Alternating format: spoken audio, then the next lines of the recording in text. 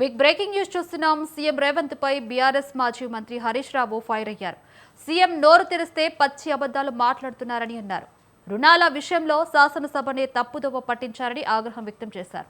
దేవుని ప్రమాణం మీద రుణమాఫీ ఎగ్గొట్టారని అన్నారు. పవిత్రమైన శాసనసభలో సీఎం అబద్ధాలు మాట్లాడారని అన్నారు.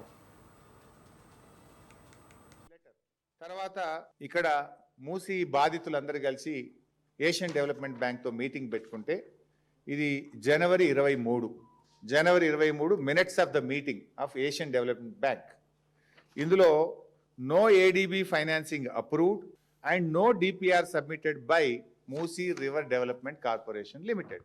మాకు డిపిఆర్ రాలేదు, మేము లోన్ శాంక్షన్ చేయలేదు అని ఇది జనవరి 23, 2026 నాడు ఇది ఏడీబీ మినిట్స్. దెన్ లేటెస్ట్ నిన్నగాక మొన్న ఇది 11th March 2026, 11th March నిన్నగాక మొన్న ఏషియన్ డెవలప్మెంట్ బ్యాంక్ ఇచ్చినటువంటి లెటర్, మేము ఇంకా లోన్ శాంక్షన్ చేయలేదు. ఆ రోజు ఏదైతే ఉందో ఈ రోజు కూడా అదే స్టేటస్లో ఉంది, మాకు డిపిఆర్ రాలేదు, మేము లోన్ శాంక్షన్ చేయలేదు అని నిన్నగాక మొన్న ఏషియన్ డెవలప్మెంట్ బ్యాంక్ ఇచ్చినటువంటి లెటర్.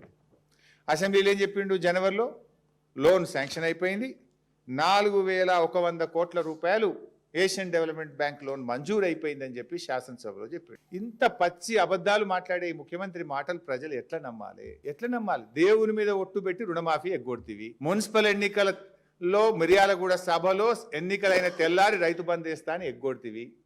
నిండు శాసనసభలో, పవిత్రమైనటువంటి శాసనసభలోనే లోను మంజూరు కాకపోయినా లోను మంజూరు అయిందని శాసనసభనే తప్పుదో పట్టించిన ఈ రేవంత్ రెడ్డిని ఎవరు నమ్ముతాడా? ఎట్లా నమ్మాలి? అందుకే అన్న, ఈయన శాపగ్రస్తుడు, అబద్ధాలు మాత్రమే మాట్లాడతాడు.